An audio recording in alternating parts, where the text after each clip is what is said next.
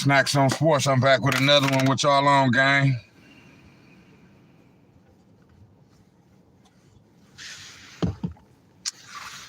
What y'all on, gang?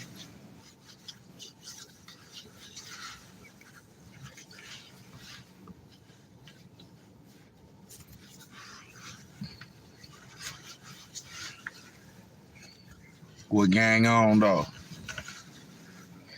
Hands feel a little ashy.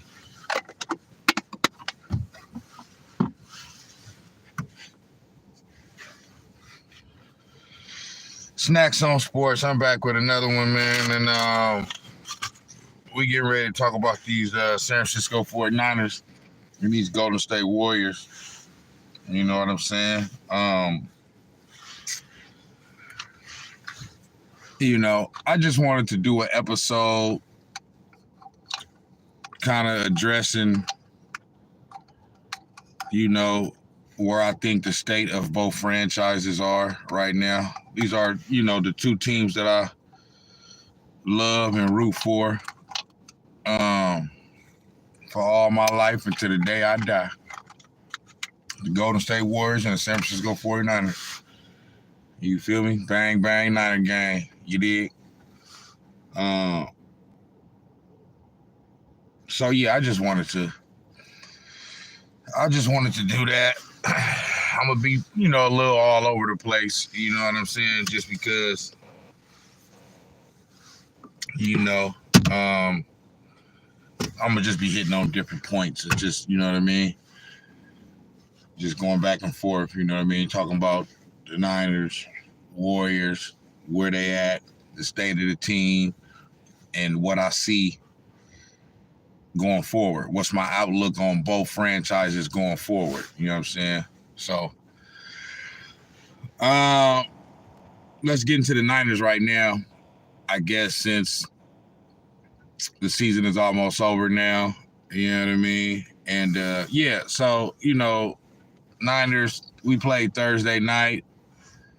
What is Monday? Yeah, so week 15 is now in the books. Well, there was 2 games tonight, but it's 8-11 here in California. So, you know what I mean? If them games ain't over, they almost over. But Thursday night, the Niners got pummeled. Not pummeled. That's too strong of an adjective or too strong of a characteristic for what happened on Thursday night. They didn't get pummeled, but the 49ers lost to their division rival, the Los Angeles Rams, by a final score of 12-6. You feel me? And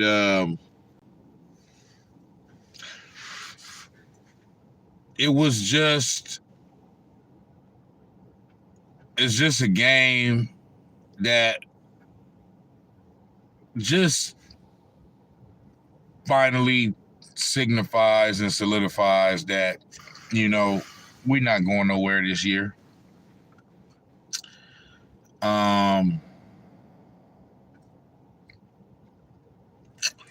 Drake Greenlaw came back.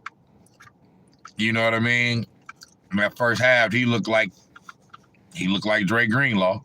You know what I mean? So that was good to see. And probably another game that we should have won. I mean, I know, if you lose, you lose. So, motherfuckers say, how could you should have won if you lost? But,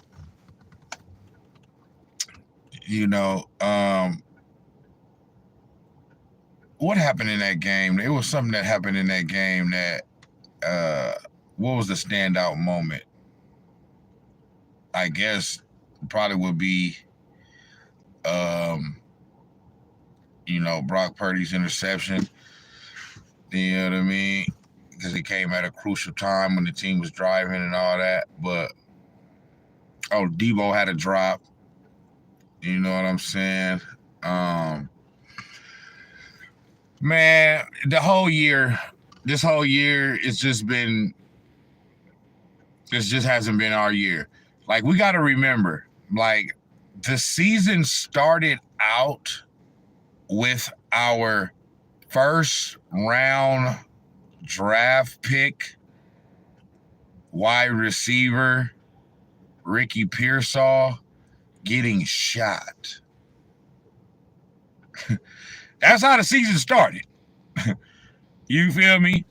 Bro got drafted, you know what I mean? Achieved a dream, a lifelong dream. Came out here, and before he even stepped on the field and played one game, somebody tried to kill his monkey ass. I don't want to say that, his monkey ass. I'm just trying to be funny, but, and not that somebody tried to kill him. You know what I mean? They tried to rob him, and he wasn't going. In the midst of that, he got shot. So, but I'm just saying, think about that. That's how the season started. Okay? Our rookie wide receiver getting shot. Then you had all the holdouts. You know, you had Brandon Ayuk holding out. Then when he finally got his money, he didn't play well. You know what I'm saying? For the first, I think he played 5 or 6 games, and then he got hurt, out for the year. He was dropping passes left and right before he got hurt. You know what I'm saying? And that's unlike Brandon Ayuk to have butterfingers. You feel me? But he was not playing well. You know what I'm saying? Even before he got hurt. But then he gets, you know, he tears his ACL and MCL. He done for the year. You got Trent Williams, who held out for more money, guaranteed money and all that. You know what I mean? And he wasn't, you know, playing his best. You know what I mean? He was playing kind of so-so. And then he had an incident this year where, you know, I believe he lost an infant or infant twins or something like that. You know, my bad if I don't have that correct, but I know that he ended up losing a child, a baby. You know what I'm saying? And he's been, you know, in and out the lineup the past couple weeks. You know what I mean? He ain't been in the lineup the past couple weeks, but he's been in and out the lineup all year. So that's that. You know what I mean? Our all-pro left tackle. Then our all-pro cornerback, Javarius Ward. He loses a child. Okay?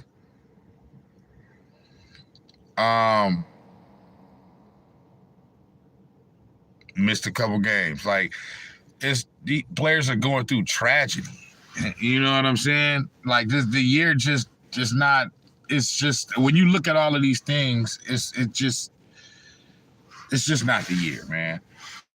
You know, Christian McCaffrey missed the first 9 games. Then came back,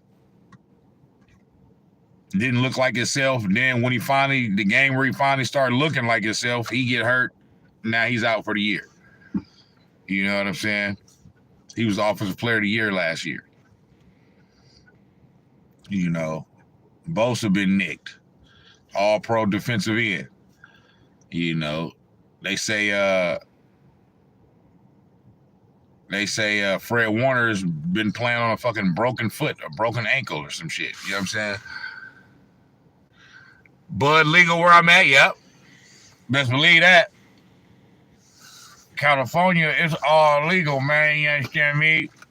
You can tote to your motherfucking choke, man. So yeah.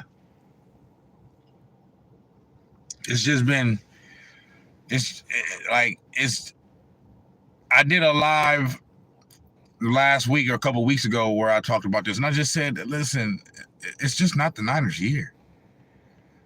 Like, once things continue to happen, you know what I mean, week after week, this player getting hurt, that player getting hurt, players' family members passing away, you know, players getting shot, you know what I mean? All of these things, man, it's like you can start to put 2 and 2 together, man. It ain't really about blaming nobody. You know what I'm saying? It's just, it's a bad year. It's a down year. for everybody. Kyle Shanahan included. You know what I'm saying? And then this past week, our last game, Thursday night, against the Los Angeles Rams, we got this bitch ass nigga Devondre Campbell or whatever the fuck. This nigga been ass the whole year. Straight cheeks. Butt cheeks. Okay?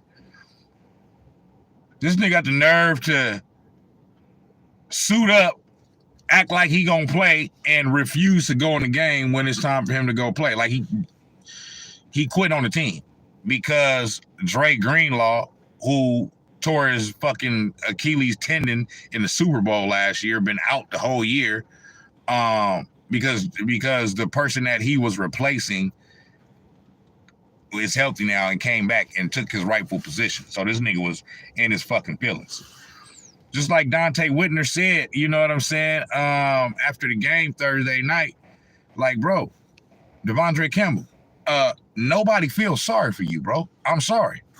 Like, you a grown-ass man. This is professional sports. You getting paid. Like, you ain't did your motherfucking job, my nigga. You know what I'm saying? You had an opportunity to show what you can do and show the type of player that you is and all this and all that. I understand you had a good year or two a few years back. You know what I mean? When you was with the Packers or whatever the fuck. But, you know what I'm saying?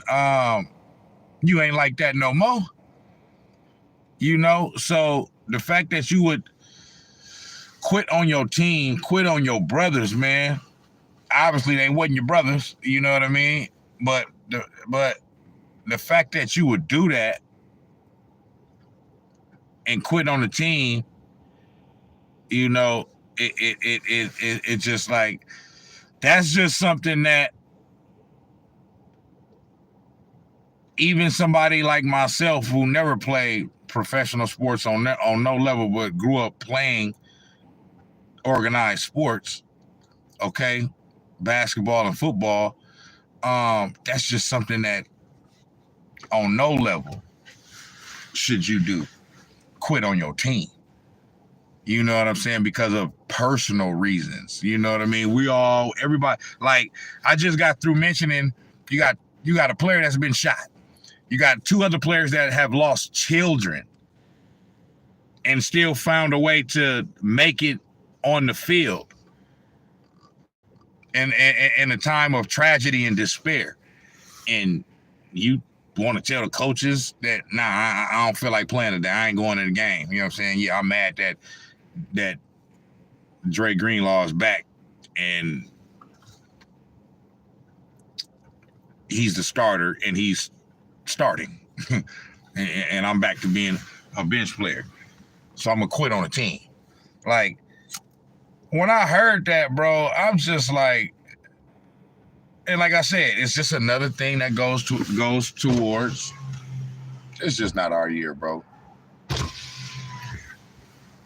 Straight up, it's just not our year.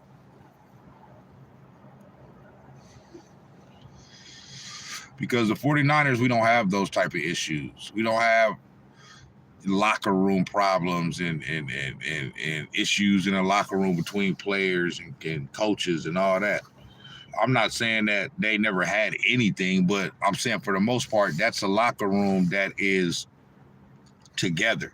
We don't hear about players coming out and calling out other players or we don't hear about, the offense calling out the defense calling out the offense, motherfuckers calling out special teams. And like, I know we seen the little Devo thing earlier this year with the kicker and stuff like that, but that's just natural shit. You know what I mean? Motherfuckers frustrated, motherfuckers want to win.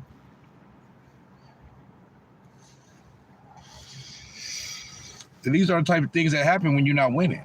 You know what I'm saying? Everything's all good, hunky-dory when you're winning, but when you start losing, these are the type of things that sometimes starts to happen. But, the 49ers aren't mathematically eliminated from the playoffs yet, but they're essentially eliminated. You know what I'm saying? And so now, these last 3 weeks, we gonna really see who's a real true 49er and who really wants to be there, and who's going to be there next year. You know what I'm saying? That's what we're gonna see. We're gonna see who's gonna quit. You know what I mean? Because most likely we're not gonna see the postseason. And we're gonna see who's gonna still, go out there and play as if, you know what I mean, gonna play like they motherfucking hair's on fire. You know what I mean? And like this is the Super Bowl, and like this is the last game of their career or some shit. Who gonna play like that versus who gonna play like off season coming up. You know what I mean? Let me just go through the motions. We gonna find out. You know what I'm saying? So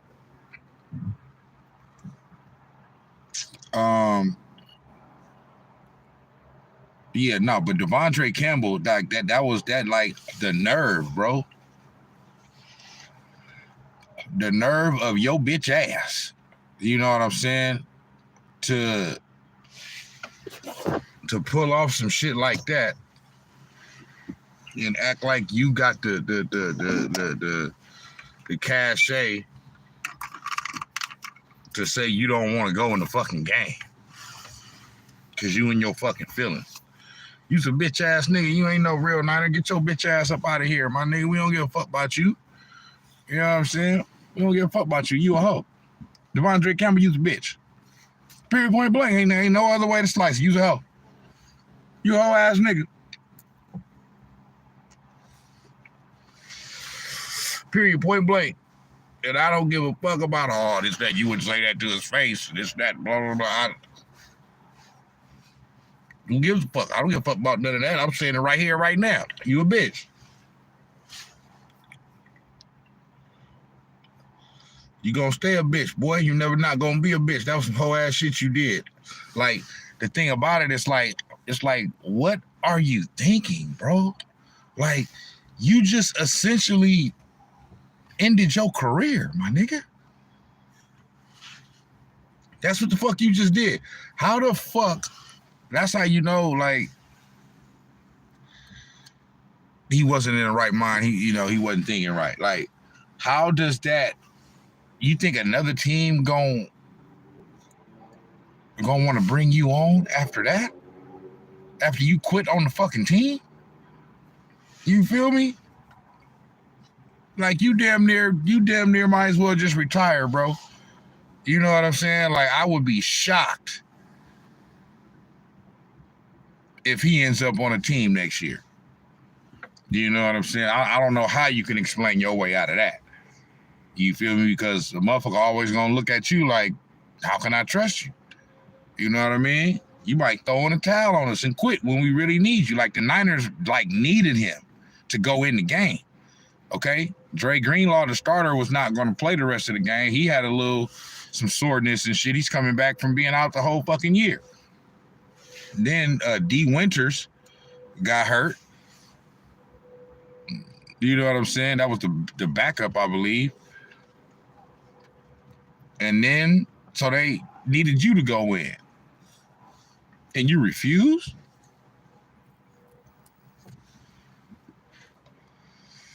You quit on the team, but you quit on yourself. You quit on your family, my nigga. Unless you just, you done with football, you cool, you know what I'm saying? Like, how could you do that? Like, you wasn't thinking about that? Like, if I do this,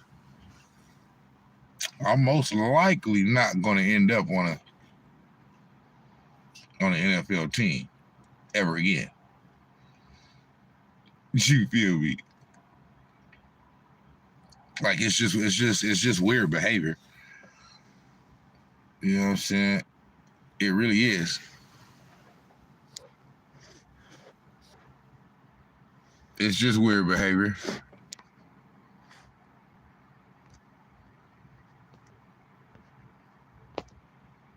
You know?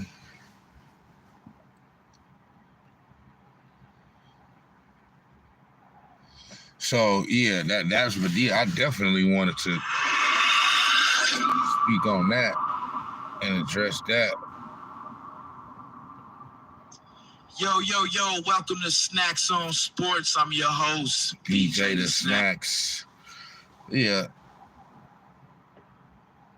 Definitely, man.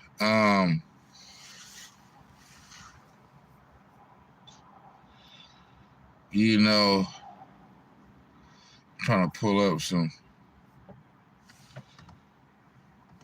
Oh, and yeah, they said John Lynch, our general manager, Hall of Fame, Hall of Fame safety, Super Bowl winning champion with the Denver Broncos. I heard he gave it to that nigga, like as he should. Cause that's just some whole ass shit. You know what I'm saying? That's some whole ass shit right there.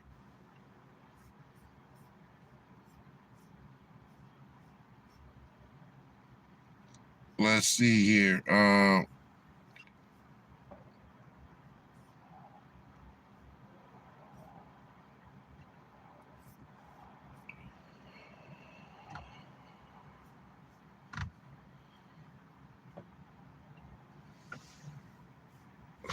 John Lynch confronted Devondre Campbell on sideline.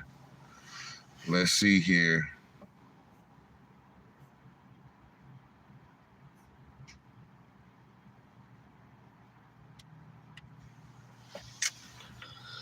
'49ers general manager John Lynch might come off as a genial, easygoing man in his front office years, but anyone who has seen his play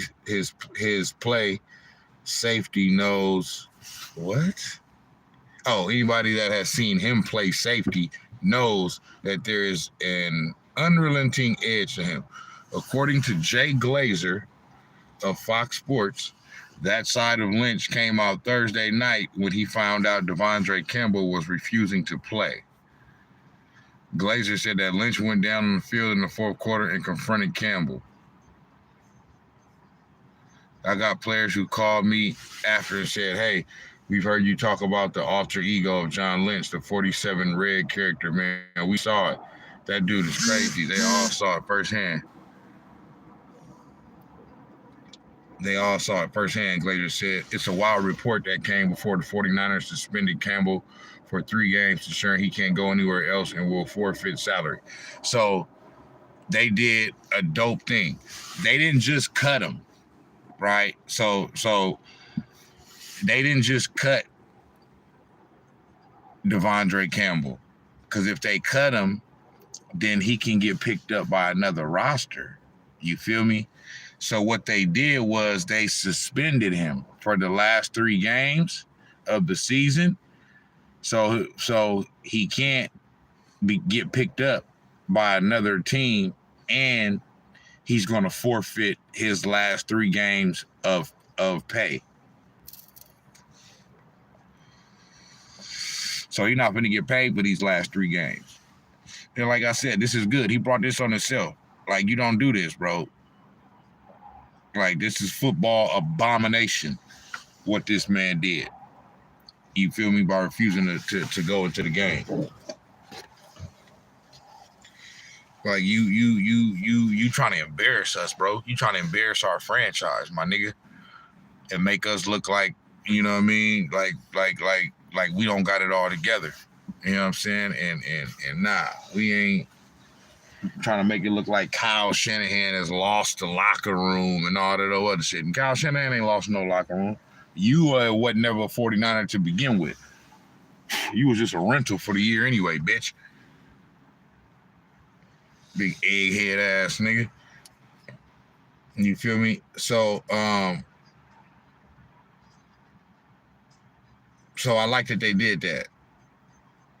It's a wild report that came before the focus. So they suspended him for the last 3 games, ensuring that he can't go anywhere else and will forfeit salary. Great. You know what I'm saying?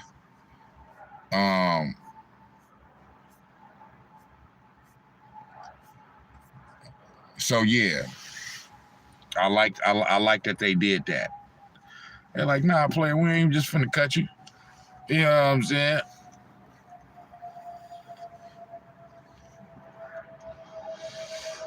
That would be almost a reward for you. How you feel? Then we could potentially, uh, you could potentially go get picked up by somebody else. So yeah, I love that. Do you believe that the current structure with the San Francisco 49ers, that group, do you believe that they should be given a chance?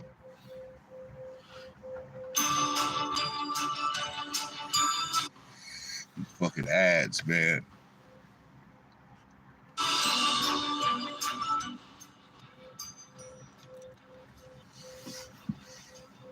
You know, the thing with the night. So yeah, man.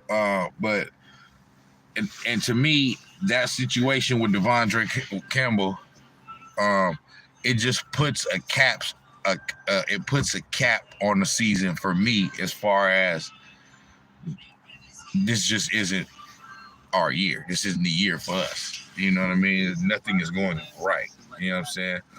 And the reason why I say that is because I don't look at it like, now obviously when you have a season like this, yeah, you need to reevaluate and look at some things, address some things, make certain changes, some changes, you know what I'm saying? But I don't look at it like the Niners need to make like super drastic changes. I think it's just one of those years forever. I don't believe in sports gods and curses and you know what I mean and all that when it comes to sports. However, you got to kind of look at, you know what I mean, you know, teams that lose the Super Bowl and what happens that next year. It just seems like most of the time, 9 out of 10 times, you know, the Super Bowl loser oftentimes doesn't do very well that next year, you know?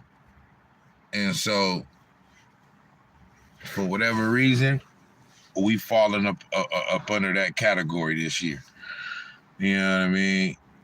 But yeah, no, I don't look at the 49ers as like they need to, there's these drastic changes that need to be made. Get rid of this motherfucker. Get rid of that motherfucker. Like a lot of these motherfuckers is coming back. You know what I'm saying? And yeah, it's gonna be a changer too.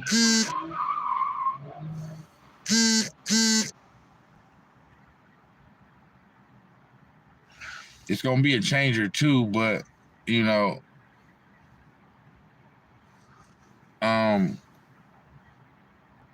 lot of motherfuckers is coming back, and I believe that they should, because all of this talk about, you know, this player, that player, let's get into a little bit of that about, you know, Brock and Debo, and like the talk about Debo has lost and he's not the same player and this and that. That's cap. It's bullshit, bro. You know, and everybody got on him because he went to Twitter after we beat the Chicago Bears last week and essentially, you know, kind of whined a little bit, so to speak, about not being targeted enough. You know what I'm saying? And you know, so motherfuckers was getting on him because we won the game and wins have been hard to come by this year. You know what I'm saying? So you don't supposed to really make that type of complaint, you know what I mean, after your team won, because it make you look selfish or whatever. But I know Debo is not selfish. You know what I'm saying? Like he's not a selfish player. You know what I'm saying? Everybody loved Debo. You feel me? So, oh, you know, you're not in the locker room. No, I'm not in the locker room, but I know the team. I know the pulse of my team. I don't know everything. I know. I don't. You know what I'm saying? But you can just tell from observing shit by watching and reading certain media members that do cover the team and are around the team. You know what I'm saying? Like, you know what I mean? He hearing all the chatter about y'all niggas talking about he done lost a step and he ain't the same Debo and this and that. And he like, you know what I mean? He just trying to let y'all know, like, nigga, like, I ain't lost nothing. And maybe he probably shouldn't have tweeted whatever he tweeted or whatever, because then what comes along with that is, oh, well, who was he talking about? So he complaining about not getting the ball and not getting targeted. So is he talking about Brock Purdy? Is he talking about Kyle Shanahan, or is he talking about both? I don't think he was talking about neither. I just think he don't mean to like there's no history of that with our team. You know what I'm saying? A player calling out another player, a player calling out the coach and all of those. Like, there's no history of that. So I just think it was just, a tweet. He, probably something that he could have kept to himself, but I don't think it was really no maliciousness or nothing behind it, or like he trying to blame either Brock Purdy or Kyle Shanahan. I just think it's just a frustrating season, you know what I'm saying? And who wants to be looked at as, oh, you falling off type shit. So he just defended himself. You know what I'm saying? That's all that was. But hey, it's not that big of a deal. You know what I'm saying? And then, like another thing with Debo that they're talking, like the media is so like the Bay Area media now that they don't talk about, oh, his lack of one of the reasons of Debo, Mr. Layback 808, what's going on with you, big dog? One of the, like they're attributing to Debo one of the reasons why he's having a down year or something like that. I guess a couple weeks ago, after one of our losses, he skipped out on talking to the media. And so I guess the media, local media was offended by that or whatever. So they talking about like they making it like, cause he didn't talk to the media, like he's a bad teammate. Man, who gives a fuck about talking to the media? Like that don't got how that don't got nothing to do with I understand his obligations to speak to the media and all that, but if a motherfucker happen to say fuck that, I'm not speaking to the media today. I don't give a fuck about them obligations. Fuck them obligations. Find me then. That's just what it is. That has nothing to do with his team, his coaches, against it, nothing. He's an idiot. Like, for all you dumbass media members and gullible ass fans that think that because Debo Samuel didn't talk to the media after a loss or whatever, because he skipped out on talking to the media, like that somehow has an effect on his gameplay or the team or some shit like that. Bro, like, so think about that. The media is trying to paint a narrative like he's some type of bad guy or bad teammate because he skipped out on talking to the media. Like, that's just some dumb shit.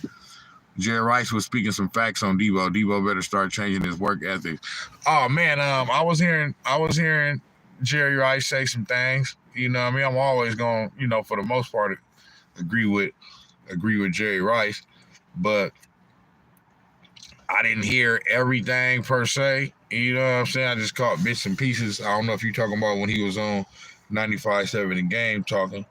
I believe that was this morning.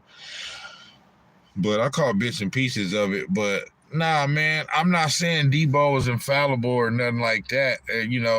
I just don't believe that I'm not with this, you know,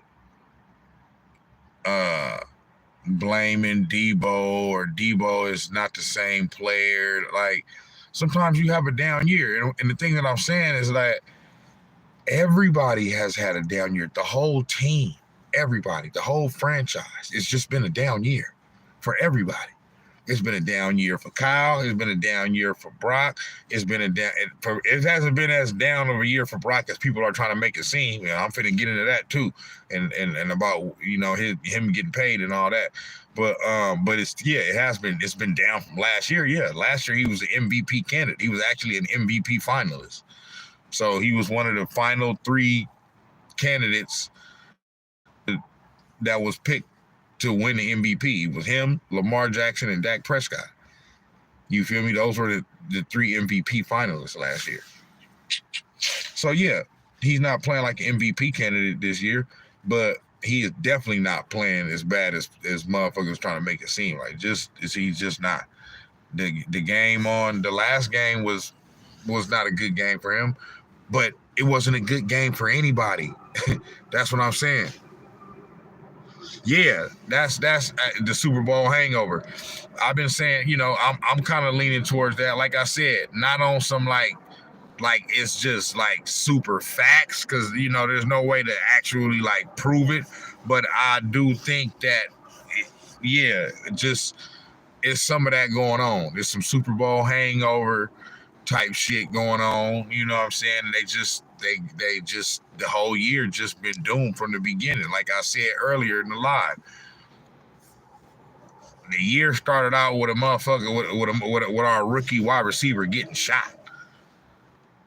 Like, that's just, you know what I mean? If that wasn't an omen to what this season was gonna be, I don't know what is. You know what I'm saying? Like, it's just wild. You know what I mean? And then, like I said, you got players, kids passing away, and you know what I mean? McCaffrey. It's not excuses. I'm not trying to give him excuses. Every team deals with injuries and stuff like that. I'm just saying it's just been one thing after another, after another, and after another. Then you could go actually in the game and look at it too. Like that game where I forget who we was playing a couple weeks ago, when it looked like we was going to be able to kind of make a little, I think it was against the Packers. And the second half, we got the ball, we was driving, just getting ready to walk in and score a touchdown. And if we would have scored that touchdown, I think it would have made it a 1-score game, or if not a 1-score game, it would have been, I think we would have only been down by like 10 or something like that. And it was early in the third quarter. So that would have been a whole new game after we was down by a lot, down big early. You know what I'm saying? And Kyle Juszczyk, one of our most sure-handed ball carriers, basically fumbles at the goal line. You know what I'm saying? So that play right there, it was just a kind of like a representation, kind of, so to speak, for how the season has went. You just, when it looked like we getting ready to get a little momentum and make a little comeback and maybe go on a little run, some bullshit happens, an injury happens, a tragedy happens. You know what I mean? And, and just, But it's not just Debo. You know what I'm saying? Debo's had a down year. Kyle, Brock, Christian McCaffrey from not being available. Trent, that's having a down year. Trent Williams, you know what I'm saying? Then on the defense, Nick Bosa has had a down year. Fred Warner, the first 2 or 3 games, looked like DPOY. He was looking like Defensive Player of the Year. But since then, he's came back down. He's had a down year. Travarius Ward has had a down year. You know what I'm saying? So, it's just been it's just been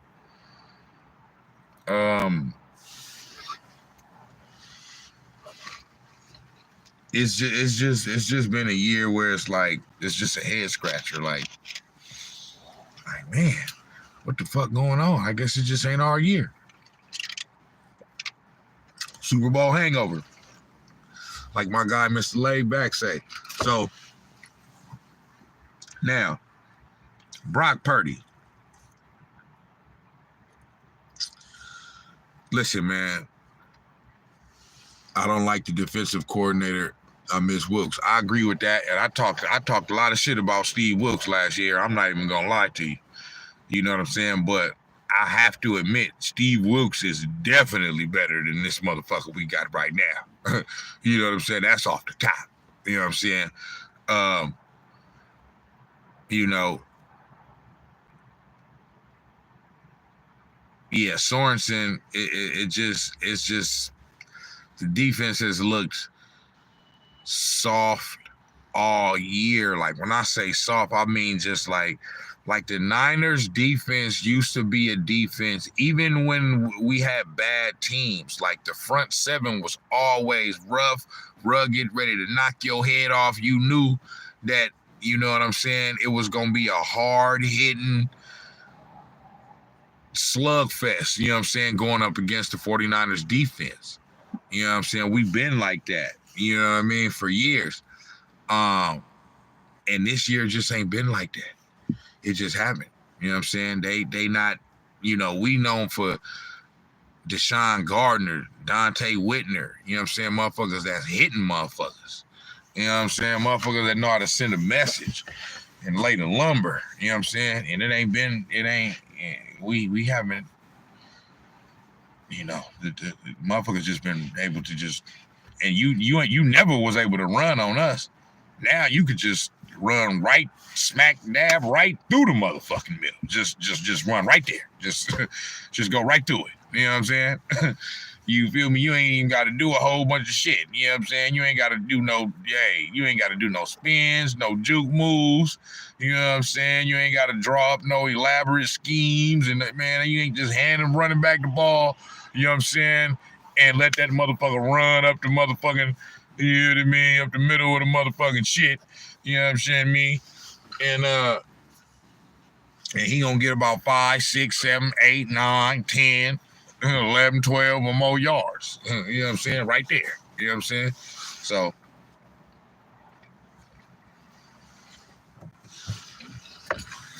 you know, yeah. That's yeah, the defense ain't been there. You know what I'm saying? I definitely miss Wilkes. You know what I'm saying? I wish they go get Robert Saleh. I don't believe that that's gonna happen, but you know, I wish they was to go get Robert Saleh and bring him back. You know what I mean? But yeah, it's just been bad the whole year. But Brock Purdy, listen, man, Brock Purdy is going to get paid as he should. Like this whole thing about it just, I mean, man, no disrespect to nobody, man, but I mean, like, it's so many different ways to go with this. Like, bro, this is not a fluke what Brock Purdy has done, bro. Like, this is not, you know, you don't just come into the league and just as soon as you take over a team, you just look like a seasoned vet. Like every quarterback doesn't do that. Like, we know that ourselves through having Trey Lance. You know what I'm saying? The same thing that Brock Purdy picked up just like that and had no issues with nothing Trey Lance was struggling with. You know what I'm saying? So I'm saying that Brock Purdy is this way for a reason. He's this good for a reason. You feel me? He's a top 5 to 10 quarterback in the league. This is my thing. Like, with Brock Purdy, it's like, dude, like, there's nothing more to see. Oh, you know, no, he's not this and that, you know, this and that. Like they want to talk about like Josh Allen, right? Granted, Josh Allen is a great quarterback. I give you that. But my thing is like this: when they talk about what quarterback should get paid what, what, you know what I mean, and who's worth this and who's not, to sit up there and all of a sudden say because the 49ers have had a down year, all of a sudden that Brock Purdy ain't worth this. Now, don't just pay him 20, 30 million. That's not the way it works, bro. Dak Prescott is getting $60 million a year, bro. This is the market. What people don't understand is, bro, the market is what sets what you're going to get paid, bro. Okay. Dak Prescott in Brock Purdy in 2.5 years has done more than Dak Prescott. Like, so how you gonna sit up there and tell, even if I won't be mad if he don't get 60, but Brock Purdy's gonna get anywhere between 50 to 60 million dollars a year, as he should. Like, this guy took a team to the fucking, he was the quarterback, and not just was carried there. He did his part and helped a team go to the NFC Championship and then the Super Bowl the very next year. Like, he's the guy. Okay? And so the reason why I brought up Josh Allen is because he's already done more than Josh Allen. If we talk, like, bro, it's about winning, dog. Like, he was an MVP candidate last year. Okay, Brock Purdy was. Josh Allen most likely is going to win the MVP this year, but it'll be his first MVP. He's, and he's been farther than Brock Purdy, than Josh Allen. Brock Purdy's been farther than Josh Allen in less time. Josh Allen's never played in a championship game. Brock Purdy's been in 2 championship games and a Super Bowl. Okay, so, like, my thing be when they say this, oh man, he isn't one of those guys. Well, who? Let's name him. Who isn't one of these guys? Let's go through the highest paid quarterbacks in the league. Okay.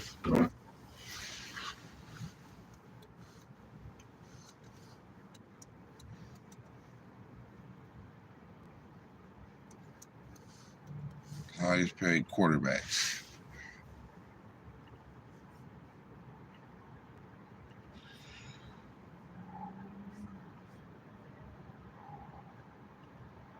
Let's look at this, okay?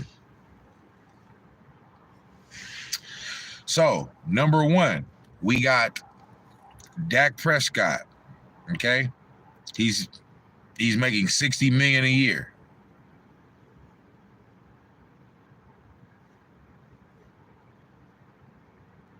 Okay. Next, we got Joe Burrow. Okay, so we got Dak Prescott. Okay. Dak Prescott has never played a championship game, and I believe he only has 2 playoff wins his whole career. Okay. Brock Purdy got 2 playoff wins in 1 postseason. Okay. So you trying to tell me Brock Purdy shouldn't get $60 million when Dak Prescott, who can't get out of the fucking divisional round, you know what I'm saying, is getting $60 million? Come on now.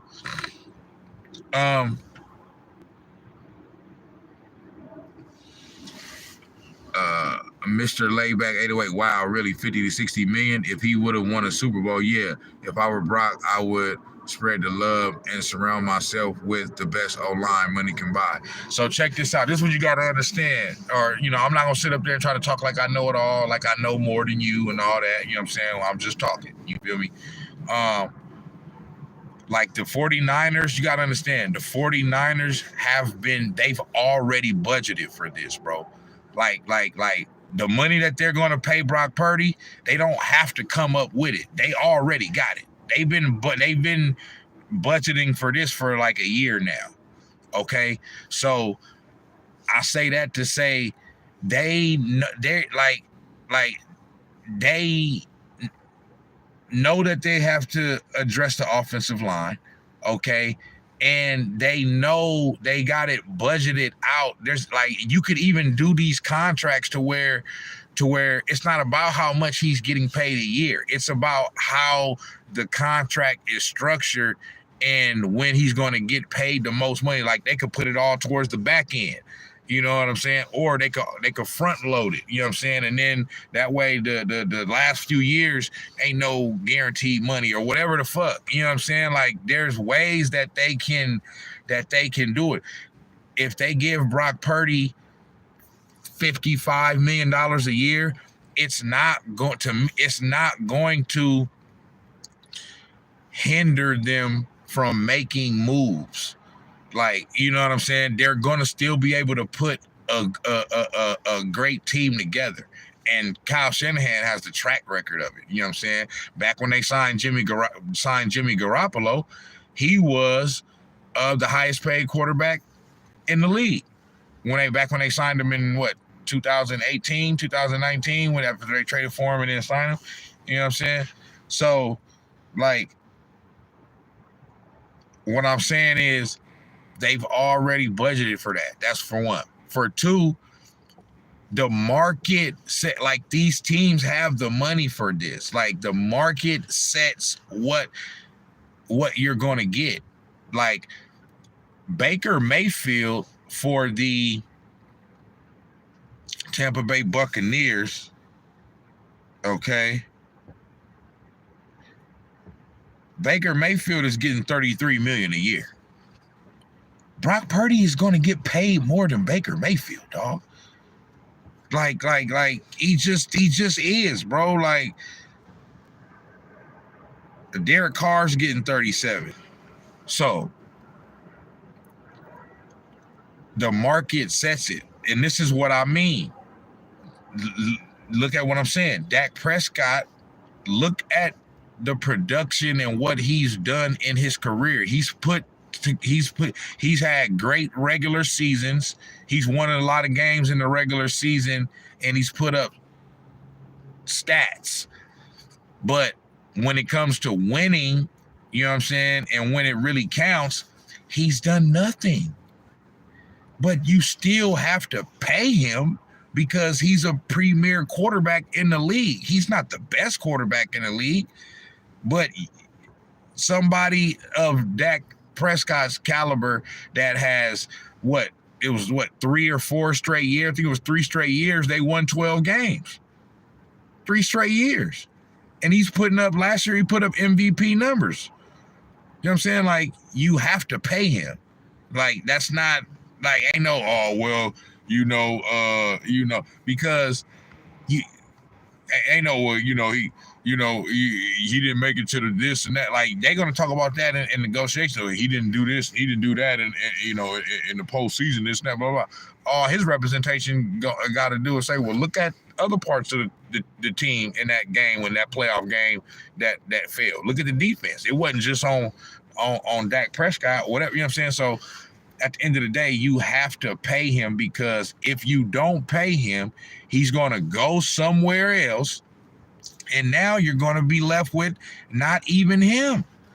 Like, these quarterbacks don't just, like, it's like the media talks about it, and even fans talk about it like there's all these quarterbacks out there to go get that play on the level of a Patrick Mahomes. There's not. There's only one Patrick Mahomes. And then there's of the other quarterbacks that they want to put in that same stratosphere have not done anything. Josh Allen, Lamar Jackson, Joe Burrow. Joe Burrow has done the most. I give him the most credit because he's actually beat Patrick Mahomes in the playoffs. And he's beat him a few times. You know what I'm saying? I think once or twice in the regular season and once or twice in the postseason. I know once in the postseason for sure.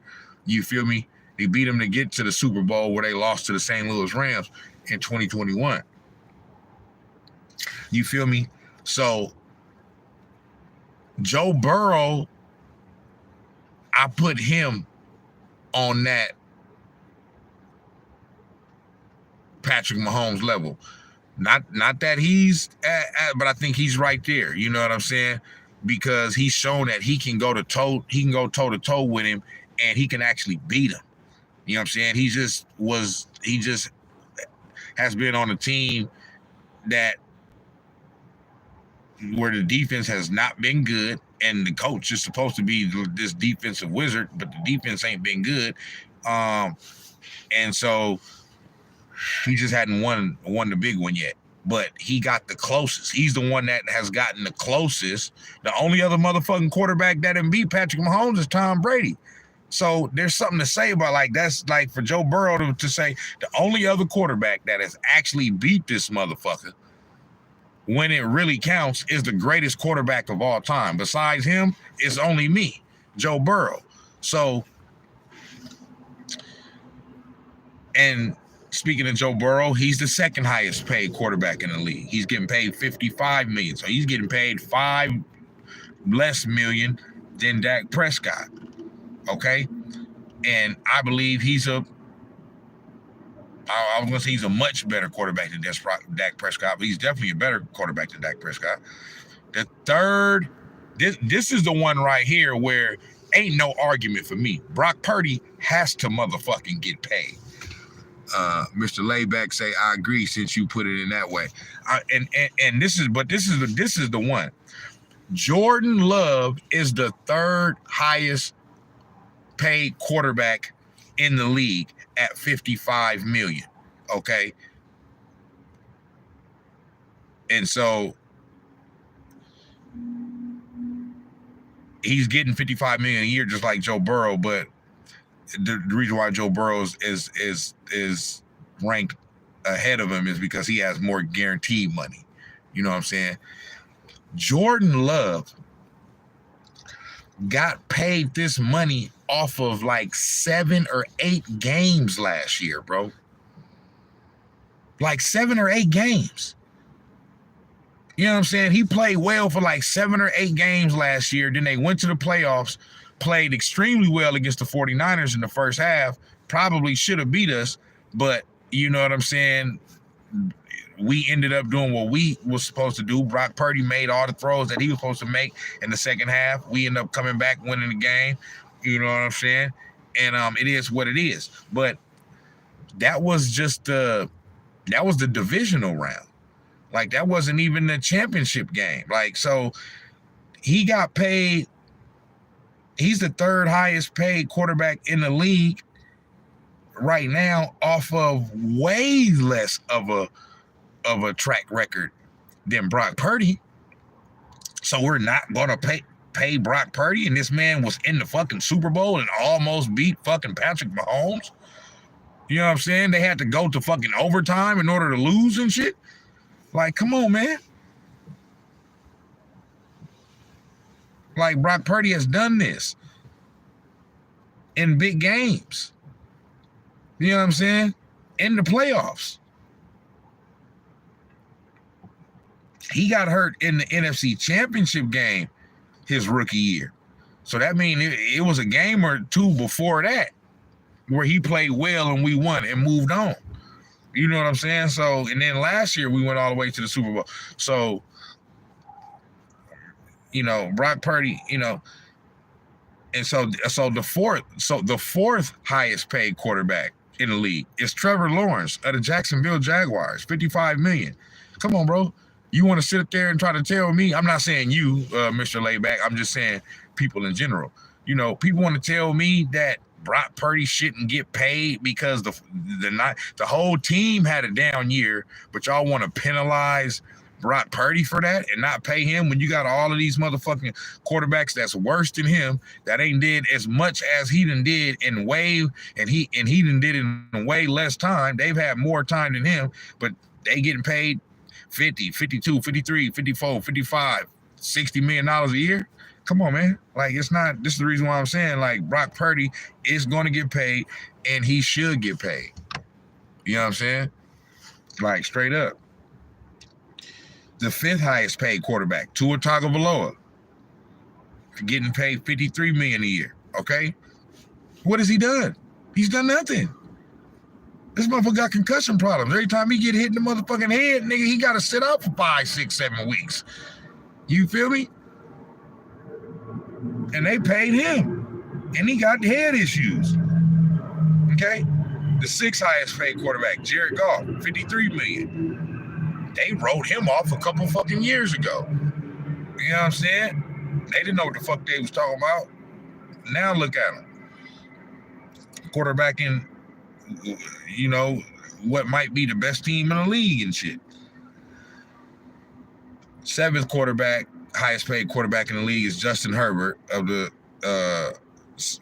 Los Angeles Chargers. I like him. He can pay $52 million. But once again, what has he done? He's done nothing. All of these quarterbacks, like, then you got the 8th. Then you got Lamar Jackson at $52 million a year. Okay, Lamar Jackson. What has he really done when it really matters? Last year he played in his first championship game, but they didn't do nothing. He lost, and I love Lamar Jackson. That's my favorite player to watch. But he hasn't done it when it matters most, and he's a 2-time MVP. That's great. He's going to go to the Hall of Fame. You know what I'm saying? Like, I'm not saying he's not a great quarterback. I'm just saying, come on now. You know, you eventually you got to you know, you got to get it done when it matters most. You can do all that shit you want to in the regular season, and that's dope. You know what I mean? But I'm just saying, all of these players that I'm naming, Brock Purdy has done more. Motherfuckers, oh, well, look at his weapons and bro, I keep saying he cannot be penalized for that. That means that the coach in our situation, the coach who the head coach, who is Kyle Shanahan, who has final say over roster moves. Okay, that means him and John Lynch did their job. They did a good job in putting a great team together. Brock Purdy should not be penalized because the fucking coach and general manager did their fucking job. Okay?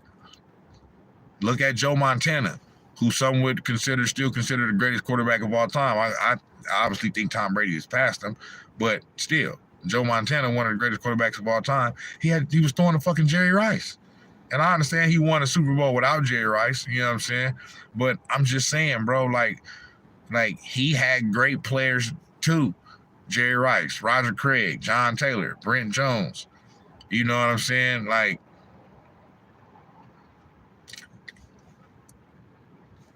I mean, you know, we don't, like, you can't penalize Dwight Clark. You know, you can't penalize a quarterback because he got great weapons and great skill players to throw the ball to. You still got to do your fucking job.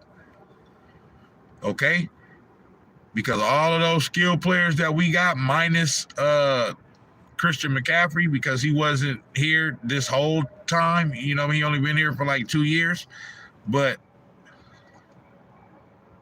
2.5, something like that. But outside of him, Debo was here when CJ Beathard was here. Brandon Ayuk, George Kittle.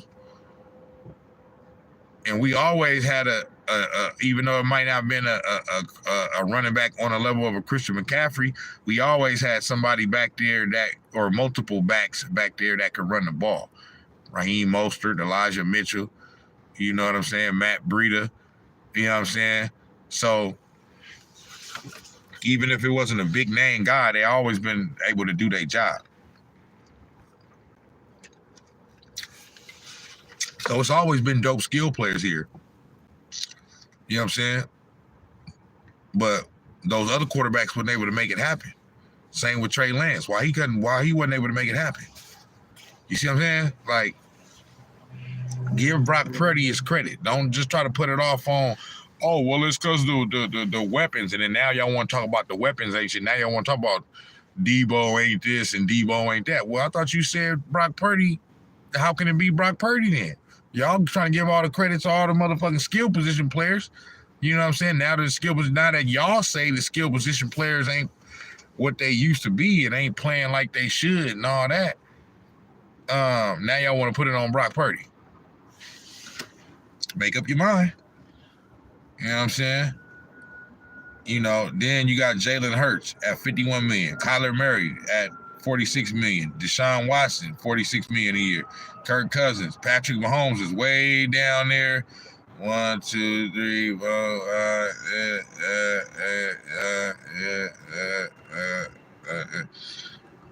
the best quarterback in the league, top 3 quarterback of all time, is the 13th highest paid quarterback. Okay, so that tells you right there. There's 12 quarterbacks ahead of Patrick Mahomes that ain't better than him, that's making more money per year than him. Okay, now,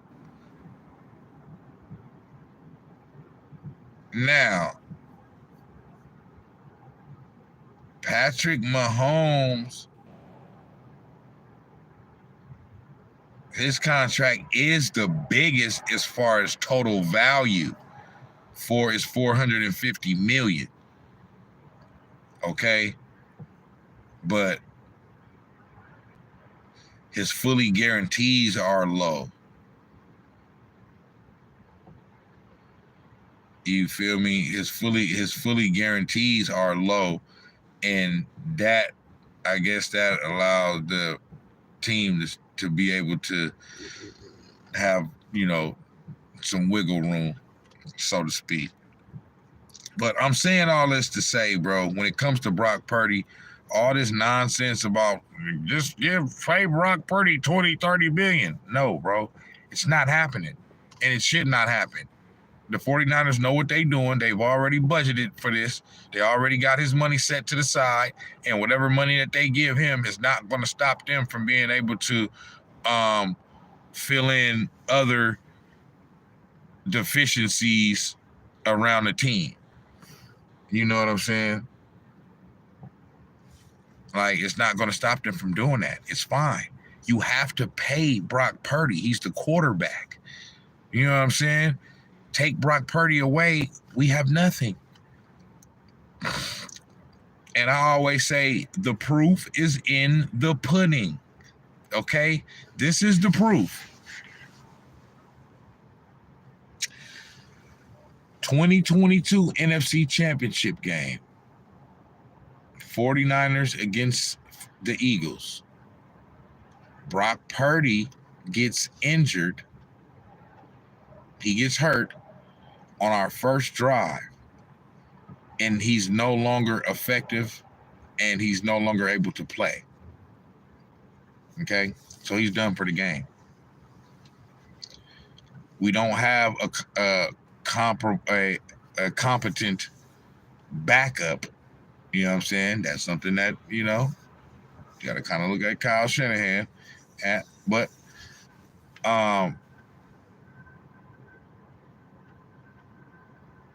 we don't have a competent quarterback. So we don't have a quarterback. And then our backup gets hurt. So then our third, like, we end up not having a fucking quarterback and shit. But this is what I will say. You know who? So Brock Purdy wasn't there. And we had no shot at winning the game because we didn't have a quarterback. But you know who was there? Christian McCaffrey was there still. Trent Williams was still there. Deebo Samuel was still there. Brandon Ayuk was still there. George Kittle was still there. Kyle Juszczyk was still there. Jawan Jennings was still there. Nick Bosa was still there. Fred Warner was still there. Dre Greenlaw was still there. Okay? Tyler Nalafunga, whatever, was still there. Like, I believe we may have even still had Eric Armstead at that time. So what I'm saying is we still had a fucking stacked roster, but without a quarterback, without Brock Purdy, we didn't have a fucking shot. So if it was all about the skill players, and if they're the ones, if they're just stringing Brock Purdy along, then why they wasn't able to win the game?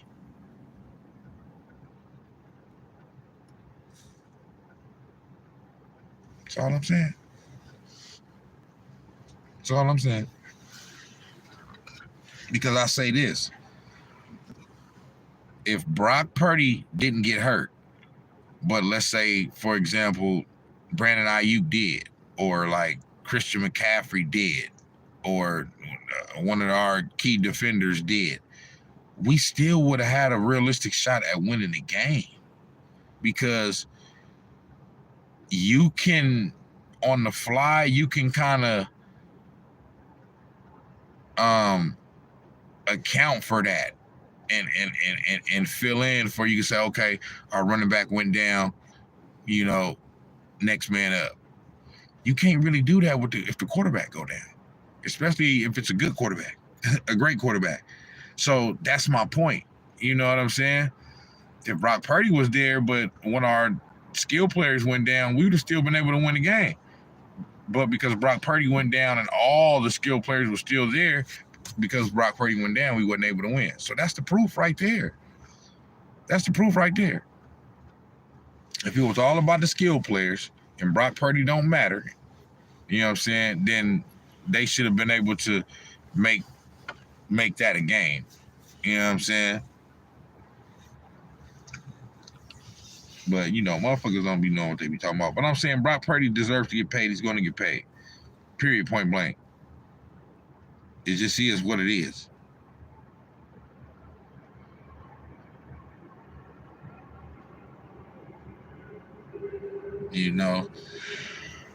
But that's another thing that gets me.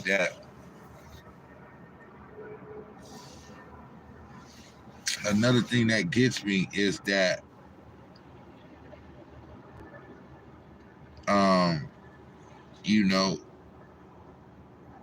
they make it seem as if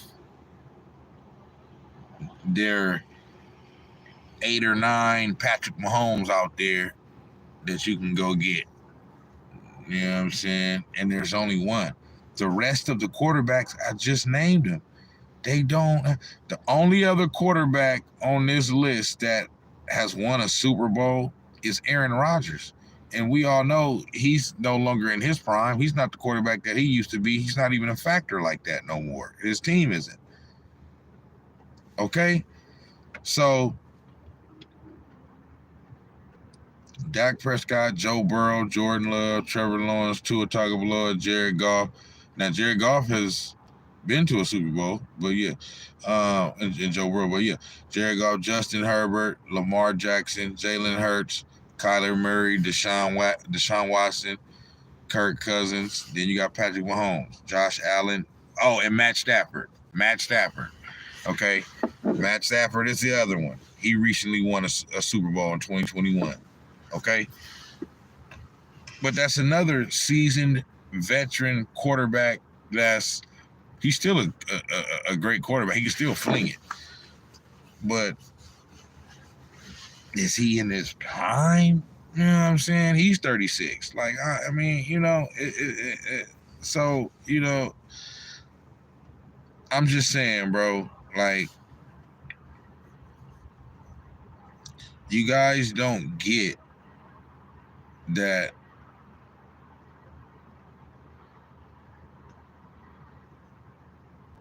Let me see, hold on. Total value, total guarantee.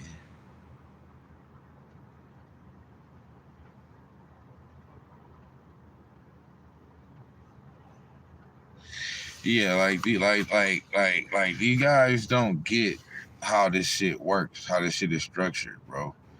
And like I said, it doesn't matter what he gets a year.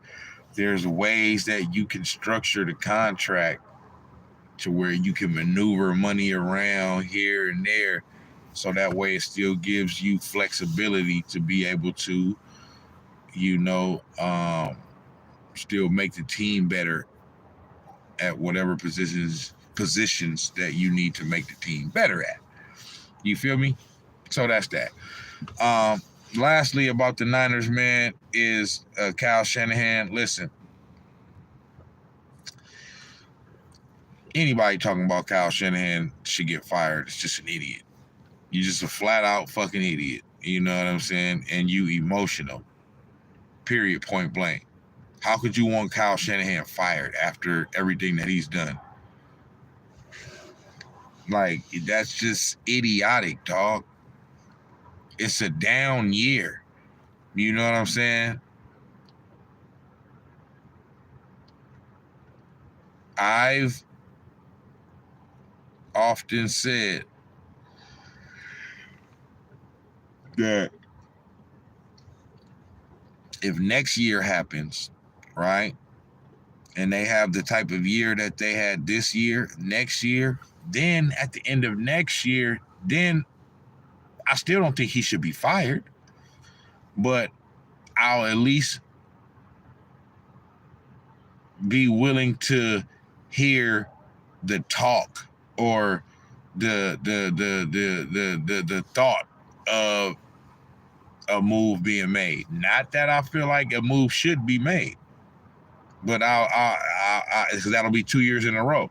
You know what I'm saying? It's like, okay, what's going on here? You know what I'm saying? Type shit. So, but just having one down year, bro, like when you just went to the Super Bowl last year, like, nah, bro, that's just stupid. It's stupid. Kyle Shanahan, look at his track record. 2 Super Bowl appearances, 4 NFC Championship appearances. This is in what, 7 or 8 years? Okay? He's done it with 2 different quarterbacks. And he has assembled a roster that is like a fucking all-star team. So that shows that he knows how to do that. Why would you want to get rid of somebody like that knows how to build a Super Bowl contender? Whether you win it or not, you know that with him, you always have a chance. That's all you want. That's all you can ask for.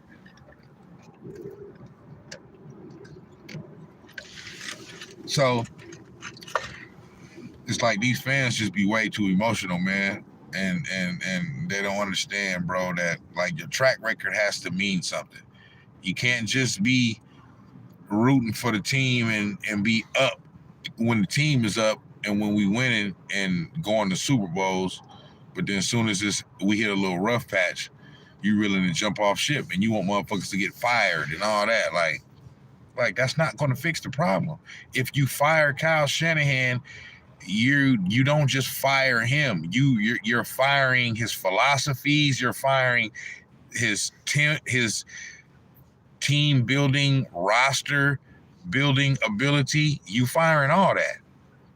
There's no guarantee that the next man gonna come in and know how to do all that. So you got a winner here, bro. Like he's a top 3 head coach in the league. If he get fired, it will be less than 24 hours and he will be hired by somebody else. Another team will fire who they got to hire Kyle Shanahan. You know what I'm saying? It's just a down year, bro. I trust that he is going to go back to the drawing board, and I expect for us next year to be right back in the thick of things, competing. You know what I'm saying? Competing for a Super Bowl. I'm not saying we're going to win it. I do think eventually with Kyle Shanahan, we are going to win a Super Bowl. We just got to be patient and stick with it, because I think that's what would have happened with Jim Harbaugh. We just wasn't patient and just didn't stick with it. You know what I'm saying? But the front office, Jed York learned his lesson, and he going to let Kyle Shanahan cook. Okay? And I think that we are going to win a Super Bowl as long as we stay patient and let him do his thing and don't get in the way. You feel me?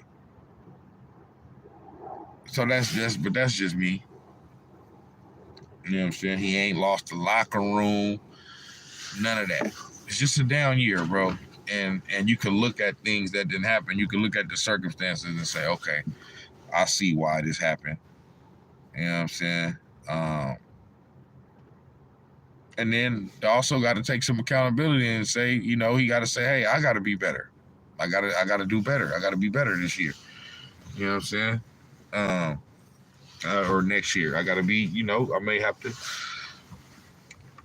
go back to the, I may have to come up with some new schemes and shit or whatever. You know what I'm saying? But yeah, so, but all in all, when it comes to the Niners, I just, like I said, y'all heard me say it, I just feel like it's a down year.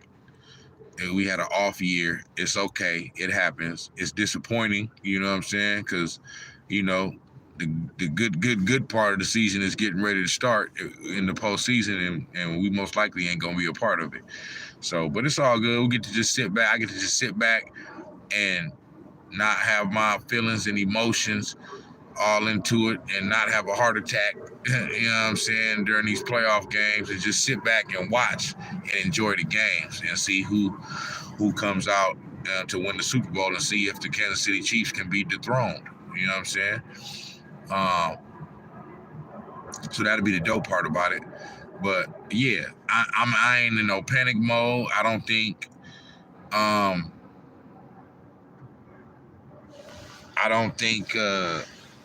that they need any drastic changes or anything like that. Obviously, like I said, it's going to be some changes, you know what I mean? But I don't think that major needs to happen. They just need to regain that hunger. I think this year was a wake-up call to say, okay, because they was feeling themselves, you know what I mean? I think they went 3 straight years. It was four out of 5 years they went to the NFC Championship, but 3 straight years they went to the NFC Championship. And last year they went to the Super Bowl. You know what I'm saying?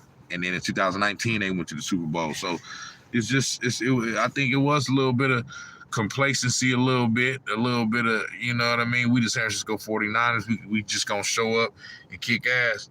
And they just got to get a little bit of that hunger back. And I think this year is gonna wake everybody game up. You know what I'm saying? So it could be a blessing in disguise, but only if they make it that way. You know what I mean? But I ain't worried about it. I ain't tripping. I expect them to be right back in contention next year. And that's just my outlook on it. You know what I'm saying? Let's see what happened these last 3 games. Like I said, we not mathematically, eliminated from the playoffs, but we ain't going to the playoffs. You know what I'm saying? If something was to happen, though, where we got super lucky and somehow was able to squeak in because other teams just fucking choked and just fucked up, then shit, you know what I mean? We'll see what happens. But even then, I still wouldn't look at us as, a real threat, because we would be limping in. We wouldn't be at full strength. You know what I'm saying? And yeah. So, but I'm good, man. I ain't, I kind of was,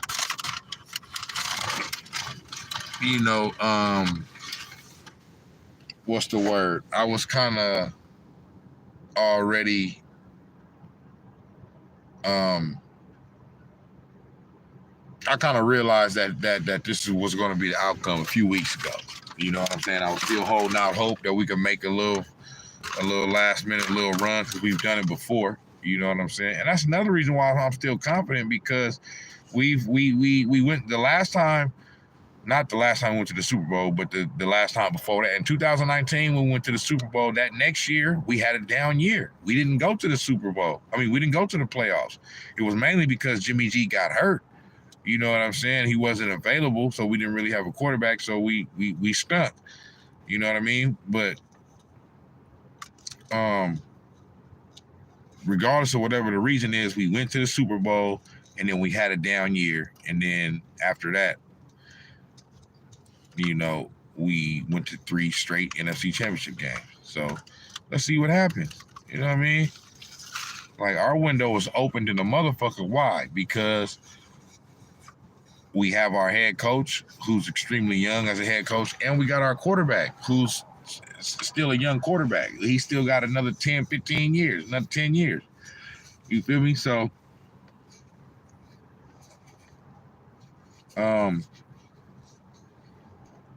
that in itself is dope.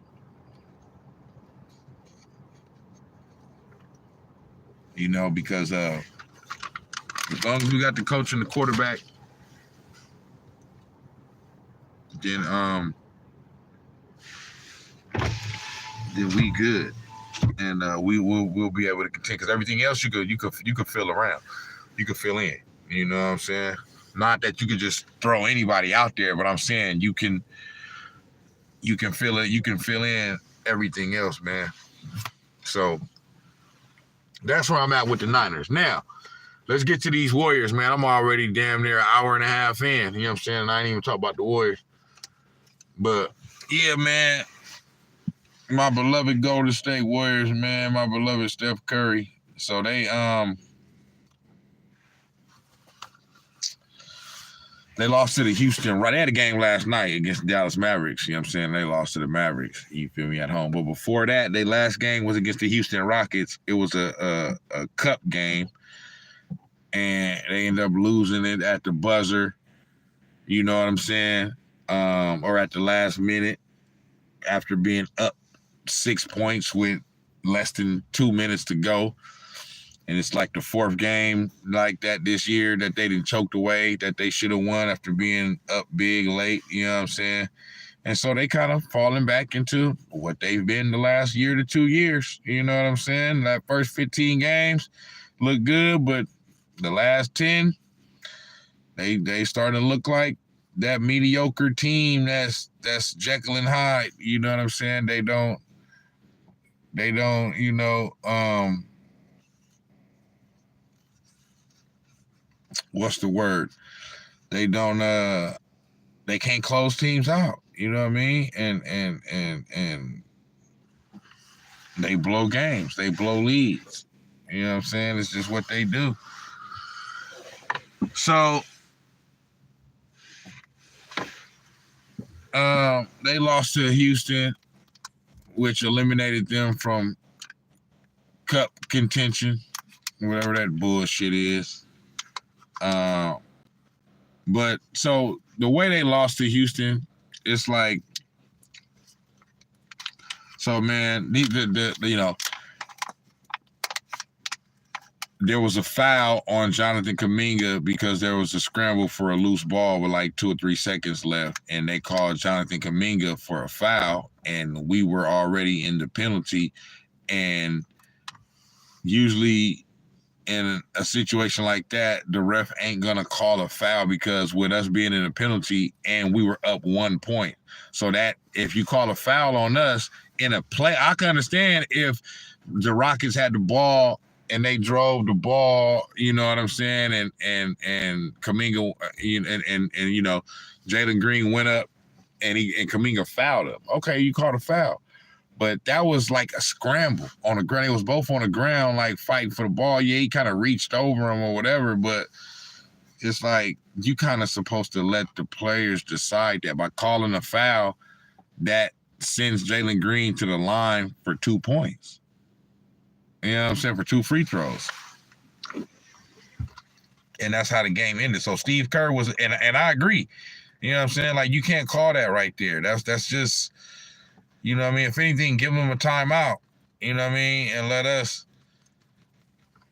the players decide the game. But, however, at the same time, with that being said, the Warriors could have did things earlier in the game to where it didn't have to come down to that. And it just is what it is. You know what I'm saying? I understand that what happened earlier in the game resulted in it coming to what it came to. So that's a part of it. You know what I'm saying? But it's just still one of those things, bro, to where I'm sorry, like, the Warriors turn the ball over too fucking much. They got too many elementary style fucking turnovers, bro. You know what I'm saying? And in the final minutes of the game, it like the final 3 possessions, like they didn't even get a shot up. They turned the ball over or something else. It's like, bro, like you guys are, I understand, you know, everybody is not, but Bro, you got Steph Curry and Draymond Green on the court, man. Them is 4-time champions, man. And you got Steve Kerr coaching. Y'all got to find a way to execute better, bro, at the end of games. Y'all supposed to be seasoned vets. And anytime it's a game like that, I always put the blame on the star players, Steph and Dre, but in particular Steph, because it's like, you got to close these things out, bro. You got to figure out a way to close these things out. Like, I understand sometimes things happen. You may have, you may blow a game or something. I understand, but it's happening too much. And another thing with Steph is, I feel like that's what's happening that I don't like is at the beginning of games, I'm just feeling like he's getting off to too many slow starts. Like, you know what I mean? He's waiting until too long to kind of get it going. You know what I'm saying? I'm tired of seeing it's the first quarter and 6 minutes that went by and this nigga done only took one shot. Like, what are we doing? And we down by 7. That's the reason why we down by 7, because our fucking superstar player ain't fucking shooting the ball. Like, I just don't get that. Like, Steph, from the beginning, from the outset, bro, hey, go to work. You know what I'm saying? I know sometimes you want to play it out and fill out the game and all that, man, but listen, bro, you got to go to work, bro. You feel me? So, yeah, I don't like that. It's too many times where we're falling behind early in the first quarter, and a lot of times it coincides with the fact that Steph Curry has not been aggressive enough. He tried to get it going a little later, like, you know what I mean? Like towards the end of the first, or like when he come back in the second quarter or in that third quarter, he want to start to, it's like, bro, now we need Steph all game, bro. You know what I'm saying?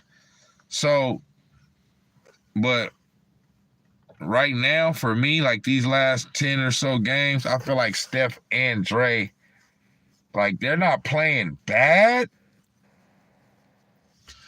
but they're not playing up to that level.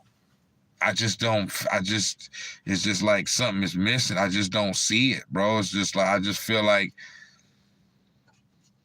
I don't know if they can't get back to that level, but I just feel like they're not playing with that same aggressiveness, that same hunger, that same just will to win. It just feels like it's kind of like going through the motions-y kind of. You know what I'm saying? The focus is not fully there, and I feel like that can be proven by the fucking elementary style turnovers, and a lot of them are caused by those two. You feel me? And I'm just like, what it tells me is that, man, listen, it's okay, bro. This is not a championship team, dog. It's a good team. They can win anywhere from, I think last week I said anywhere from 47 to 52 or 53. But yeah, they can win, 46, 47, 48, 49, 50 or so games. You know what I mean? But, man, I see them as a team that make the playoffs and get bounced in the first round, bro. Maybe win a round, depending on what matchup they draw in that first round. But definitely, I don't see them getting past the second round. I definitely hope I'm wrong about that. You know what I'm saying? But I don't see it, and I'm not mad if I'm wrong about it, because, like I said, my thing with this episode is just letting it be known and giving my take on what my outlook is on these teams right now, the San Francisco 49ers and the Golden State Warriors, and what I see them to be in the near future going forward as well. You feel me? And for me, like, it's okay, bro. Y'all know me, man. If y'all didn't see any of my lives in the past, man, y'all know I'm good, bro. I'm satisfied. I'm full. My stomach is full. I've eaten. As a fan, as a Golden State Warriors fan, these people then gave me eternal bragging rights, bro. These people done won 4 championships since 2015. 4. These people got a full-fledged dynasty. The Golden State Warriors. Team that was fucking ass. Straight cheeks. My whole childhood. Okay? So, I see what it is. It's good, bro. Like, it's all good. They've won 4 championships. I don't see any more championships from this in this era of Golden State Warriors. That's okay. They won 4. That's a dynasty. A lot of motherfuckers ain't gonna win 1. They got 4. So I'm just saying, bro, I'm good, bro. Like, I see what it is. They're gonna be a good team. They're gonna compete. They're gonna, they're not gonna just be some ass fucking team. But especially not while they still got Steph Curry, but I don't see no championships, bro. I think the first 15 games when they was 12-3, that was a good start. That was a great start. And it probably is a start that's going to actually catapult them into making the playoffs. You know what I'm saying? Because they're probably going to play more closer to what they've been the past 10 or so games than what they were the first 15. You know what I'm saying? Now, I think our last 10 games, we've lost 8 of 10. So we were only 2-8 in our last 10 games. I don't see us being that bad. Like, I do believe that at some point or another here throughout the season, we're going to go on another stretch where in 15 games, out of 15 games, we win 10 or 11. We're going to go 10-5, 11-4, maybe 12-3 again. Like, that's going to happen again this season. You know what I'm saying? But I just feel like it's not going to catapult us to, like I said, I hope I'm wrong. Hope I'm fucking wrong. But I don't believe it's going to catapult us into being a championship contender. And,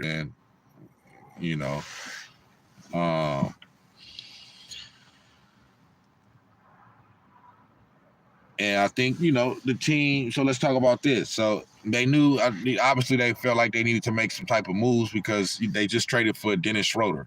I like that. I like that move right there. You know what I'm saying? Regardless of what I feel, I do like that move. You know what I'm saying? I like acquiring Dennis Schroeder.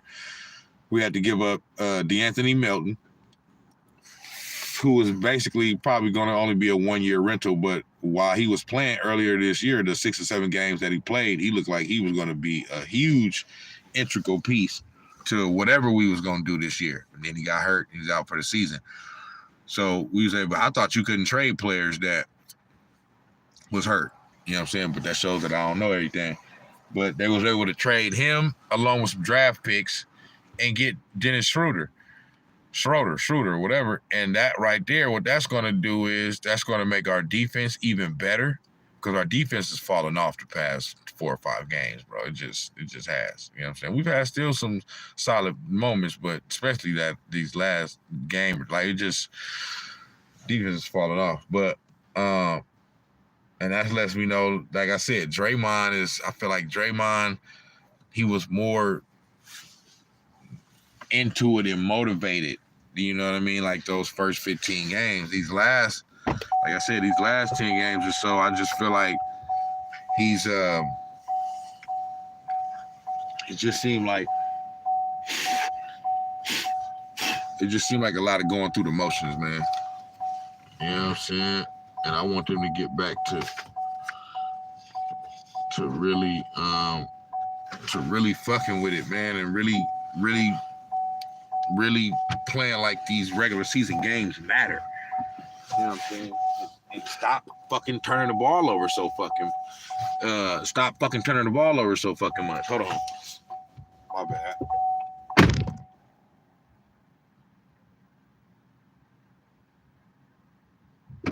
You know what I'm saying? Like, that's it. Stop fucking turning the ball over, man. During crucial times of the game, when we need to fucking get a shot or get a basket, don't fucking turn the ball over. You feel me?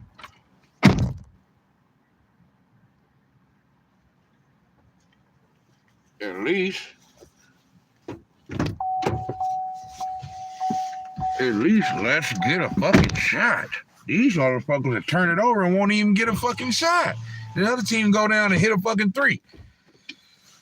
And it's just like, you know, but we traded for Dennis Schroeder, so I think that's going to help us in a few ways. Just going to help shore up the perimeter defense a little bit. He's feisty. He's having almost a career year. I believe he's averaging like 18 points. I think that's the most he's ever averaged, you know what I'm saying, in any single season. And obviously he wasn't playing for a good team, you know what I'm saying? He was playing for the Brooklyn Nets. So you can average, you can have a high scoring average on a bad team, but nonetheless, he still was doing that, you know what I'm saying? And so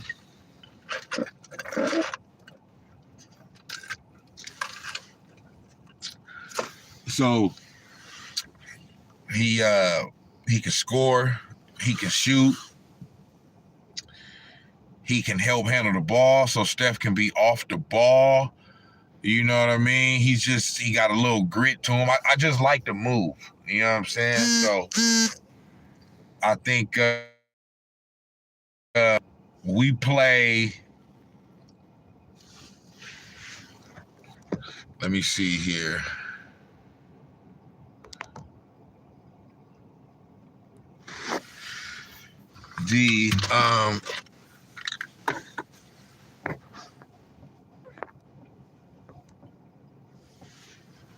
Let's see. The Golden State Warriors schedule. We play who do we play next? I gotta see who we play next, but I'm assuming that Dennis Schroeder will probably be on the court the next time we play. You feel me?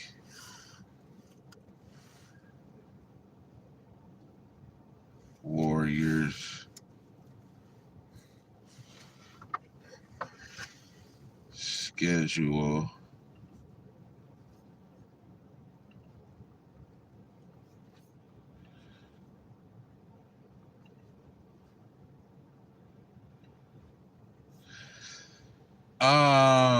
Let's see here. Next we play the Memphis Grizzlies. So we got the Memphis Grizzlies next on Thursday in Memphis. So he'll be there for that game. I know that. And so, you know, we'll see what happens. Now, we lost to Houston, the Houston Rockets in the Emerald Cup or whatever. And like I said, Steve Kerr was pretty upset about how the game ended, and he went off on the refs, and I love that, and I like, you know what I'm saying? I love that he did that. But yeah, it's still, they lost that game because they choked it down the stretch again, and they just, and turnovers. You know what I'm saying? It just is what it is. The game coming down to that foul call, you know what I mean? That just happened to be that's just kind of how it just came down. You know what I mean? Like, that was just an unlucky luck of the draw kind of thing. You feel me? That was just a result of how the game, of what the game came down to. You know what I'm saying? It could have been prevented though. You know, it just could have.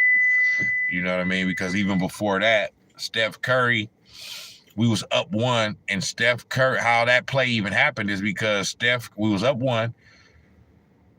Steph Curry had the ball, and it was probably about 11 game seconds left and probably about 7 or 8 seconds left on the shot clock for us. And he took a shot at that moment, a three. Now, if he makes that, this is Steph Curry. He's the greatest shooter of all time. He makes these type of shots all the time. I'm not going to sit up there and tell him don't shoot it. You know what I mean? Because if he makes that, we're up 4 with, 5 or 6 seconds to go, and that's essentially the game. But he missed it. But when he missed it, there was a scramble for the ball. You know what I'm saying? And there was probably a couple other things that we could have did or not did at that time too. You know what I mean? But I believe he took that shot a little bit too early. He could have waited a little bit. Like I said, it was 8 seconds left on the shot clock. It was only 11 seconds left in the game. So he could have shot that ball with like a second or two left on the shot. And whether he misses it or not, most likely, if he misses it, and even if they get the rebound, there's only like a second left. So they got to try to do something in a second. You know what I mean?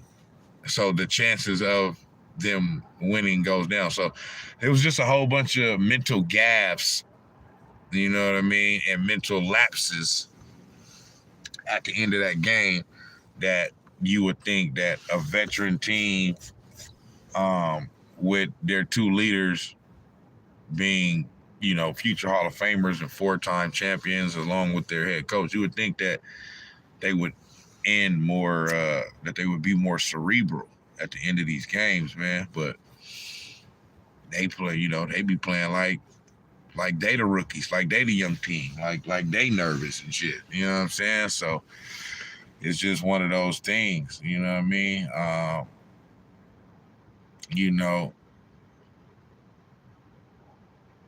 But they traded for Schroeder. And so now, we'll see. We'll see how that goes and how that works. But my thing is, like, as far as right now, all they got to do is they got to find a way to come up out of this little rut that they in. You know what I'm saying? And just get some wins. You know what I'm saying?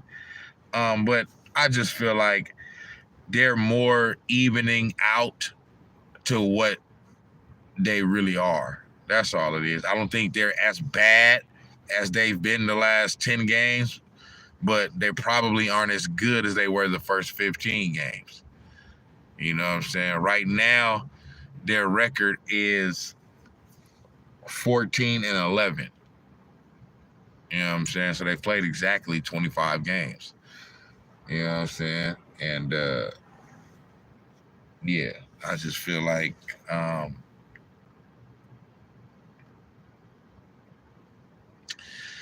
I just feel like, let me see.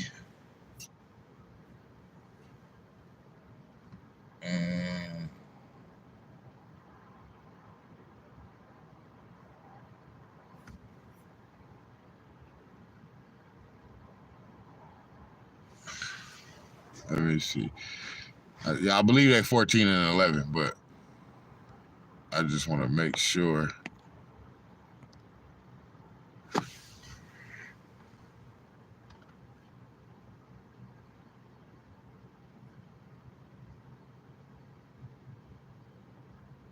Come on now.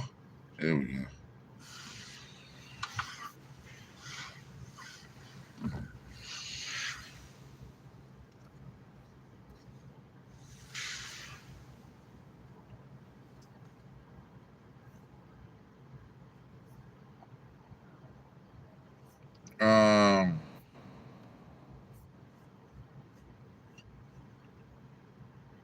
Yeah, 14-11. Warriors are 14-11, 7th in the West right now, and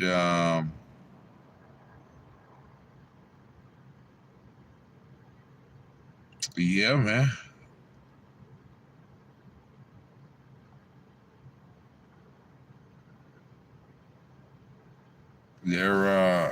That's just That's just where they at with it. You know what I'm saying? They're 14-11 through 25 games. So, but yeah, we'll see how the Schroeder thing goes. You know what I'm saying? You know, we got to give it a little time to.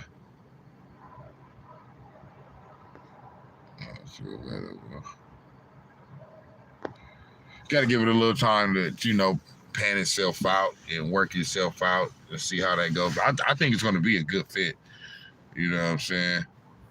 It's just a matter of, you know, seeing how much of a fit it is and how much better it makes the team. Because it's going to make us better. Because, you know, we traded a player that wasn't even playing for us no more. He's hurt for the rest of the year. So, you know,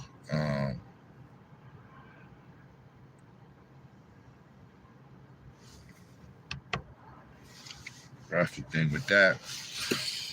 But this nigga on my line right now. But yeah, man. The Warriors, the writing is on the wall. You know, they're at the back end of the dynasty. You know what I'm saying? Most likely are no more championships coming for this era.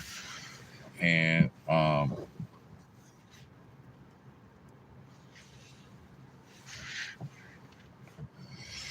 cool with it. They won 4. It ain't nothing to be disappointed at. They've gotten everything out of this era that they were supposed to get out of it and more. You know what I'm saying? You know, it's just like they. You know, I'm not gonna say they got me because I came into the season already expecting this, but once they started how they started, and then they had that big win in Boston, then that kind of raised my eyebrows a little bit. Like, okay, they got a little something here, and I still think they do. They can prove me wrong. You know what I'm saying? I'm just looking at like it's hard not to look at how they've played the last 10 games and not look at it and say, I've seen this before, and it doesn't end well as far as, you know, them blowing leads and stuff like that, and where it can have them toward the end of the year at possibly in a play-in and a one-and-done type of game and all that. They got to avoid that.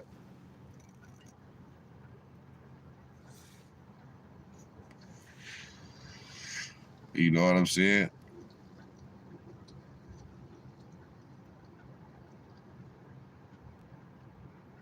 They gotta avoid that.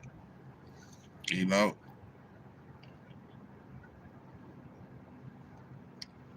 I'm over here at Facebook charging right now. These motherfuckers security, boy, they be. I'm sitting here minding my business. I'm basically done charging, but you know, I'm trying to just finish off my live comfortably. These motherfuckers is driving hella slow, driving by, trying to see what the fuck I'm doing. I'm minding my business, bitch. But, you know, they ain't really tripping, but they, you know, they just doing their job. But it is what it is.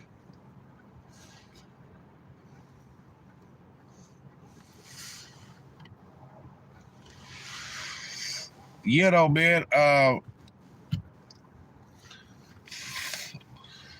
You know, with the Niners, so it's like this, man. With the Niners, it's more of a thing like it's a down year, but I still feel like they got action going forward the next few years. You know what I'm saying? It ain't over and nothing like that. It's just maybe you need to just be a little bit of retooling and just come back next year and hopefully we get a little bit more luck in our favor as far as not all of this bad shit just happening back to back and just, you know what I'm saying? Like I said, not trying to make it an excuse. I'm just saying Sometimes when things happen and it's unexplainable and you can't explain it, it just seems like bad shit just keep happening. It's like, okay, it's just something we got to go through. We got to get through it. It's not our year. Let's come back next year. And like, you know, and just like I said, I think they got action going forward. With the Warriors, they trying to squeeze out, see if they can squeeze out one more. You know what I'm saying? And it's not highly probable that that's going to happen. And it's basically, the dynasty is basically coming to an end.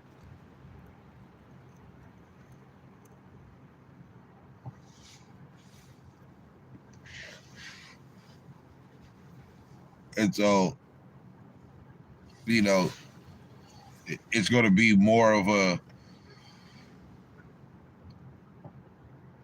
with Steph Curry, you know, being close to the end, and Steve Kerr probably going to be leaving sometime soon, you know, right around that time, and Draymond Green as well. It's going to be more of a rebuilding kind of thing going on once they leave, or, you know, and then for that next 5 years or so, or however long, sometimes it could be longer than that, you know what I'm saying? But it's going to be kind of like a rebuilding kind of thing going on versus the Niners, who they still right there. It's just a bad year. Even in a bad year, we got 6 wins. We could still potentially end this season with a winning record. You know, we got a couple tough matchups still, but still got to play the Lions. You know what I mean? That's going to be, woo. I just want to see how we going to look in that game, like competing against them this year.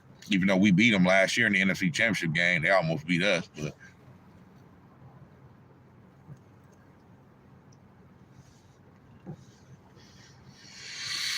they just look scary right now, you know what I'm saying? But now they got some injuries piling up, you know what I'm saying? So it's only so many tough injuries you could take, man.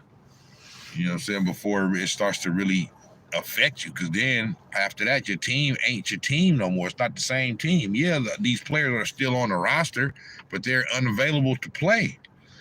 So it's not the same team out there on the field. So it makes you not as good. That's what has happened to us this year. And that's what's kind of starting to happen to Detroit Lions. They done lost 2 or 3 key players now.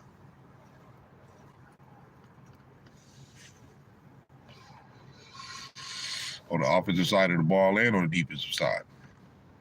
You feel me? So we'll see how that go. But if we were to win our last 3 games in a row, one of those games including a matchup against those Detroit Lions, then we'll have 9 wins and 8 losses, and we'll still end up with a winning season, with a winning record. And that would be a down year.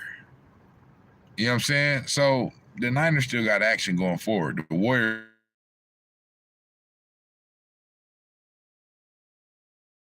are dead. Not saying that they're going to be a bad team and they ain't going to be able to compete and they just going to be god-awful. Nah.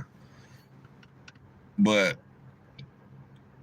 in order to get me to really think and believe that they have a chance at winning a championship again, they have to play more consistently like how they did those first 15 games. They just do. You know what I'm saying?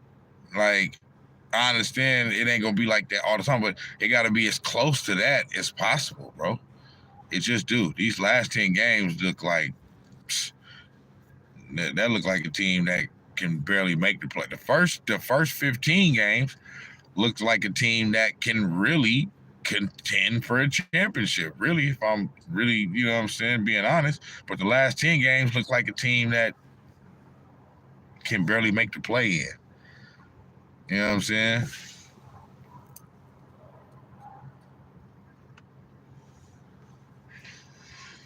But they got to stop turning the ball over. They do. And I'm saying, man, it just seemed like as the years go by, this shit is getting worse and worse. I understand, they've always had a certain level, a certain amount of turnovers. Yeah, I agree, but this shit getting worse. The older they get, this shit getting worse. Draymond and Steph, it's like these turnovers is becoming bad, bro. So they got to address that. But that's about it, bro. You know what I'm saying? I ain't really got too much more to say. You know, and I did it like this tonight because, I'm a San Francisco Giants fan too, but I'm not too high on baseball right now. I'm just not. I ain't even gonna lie. My team got to be good again for me to get super interested. I always keep my ear to the streets when it comes to the Giants. I always know what's going on. I understand we got our legendary future Hall of Fame retired catcher, Buster Posey, as our general manager now. So, you know what I mean? He trying to do some big things and bring that old feeling back. But other than that, I did it like this tonight because the Niners and the Warriors, just how it feels right now today, it feels like both of them. Even though I said, I think the 49ers got action going forward over these next couple of years. Right now, how it feels, and then with them losing a lot lately and this being a down year, and then with the Warriors being on this 10-game run of going 2-8, it just feels like, man, not too long ago, both of these teams was just up.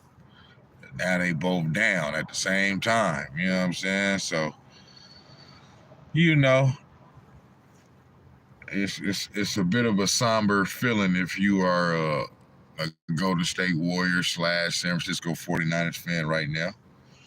But y'all know how this shit go. This shit go up and down, man. Up and down, up and down.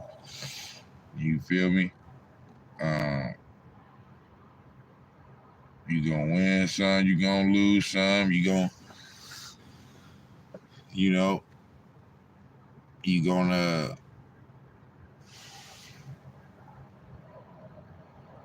be a team.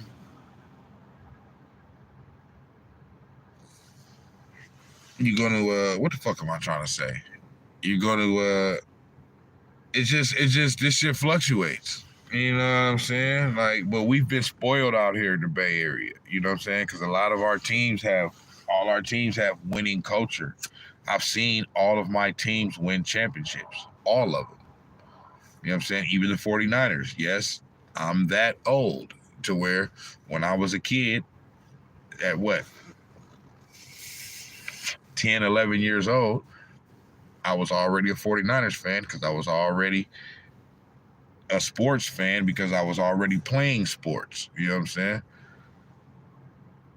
So as a kid, when you playing sports, you paying attention to all that shit, who your favorite players, who your favorite team, and all that shit. So I was already locked in. And on top of that, my whole family's 49ers fans, so I ain't had no choice. But nonetheless, I remember that because I even remember the few years before that when we kept losing to the Dallas Cowboys. That was around the time when I first started paying attention to football and all that. But in 92, 93, you know what I'm saying? I remember that. I remember those losses.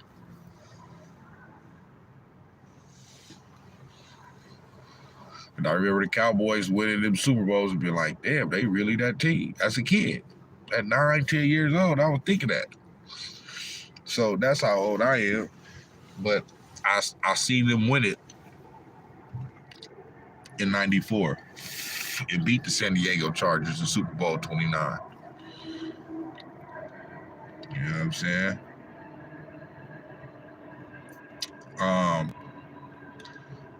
Steve Young, Ricky Waters, Jerry Rice, Brent Jones, Deion Sanders, Merton Hanks, Eric Davis, Ken Norton Jr., Gary Plummer, Brian Young, Dana Stubblefield,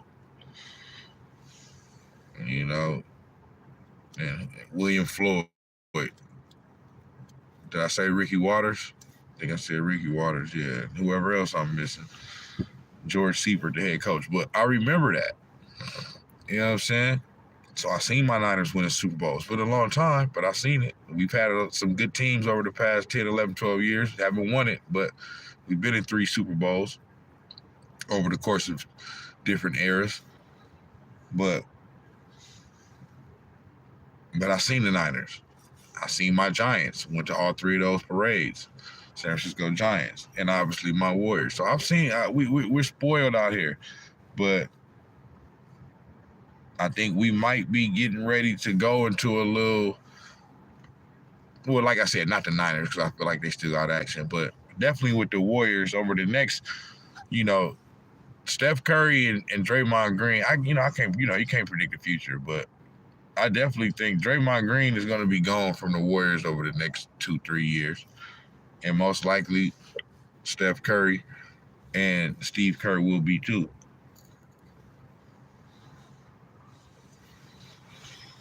But who knows? You never know. Steph might want to play till he's 40. That's what I said. You never know. Nigga, maybe he's 36. He may be here for another 5 years and shit. And I'm all for it. I ain't mad at it. But I'm saying it's still more towards the back end. It's still more towards the end than the beginning. So I'm saying that,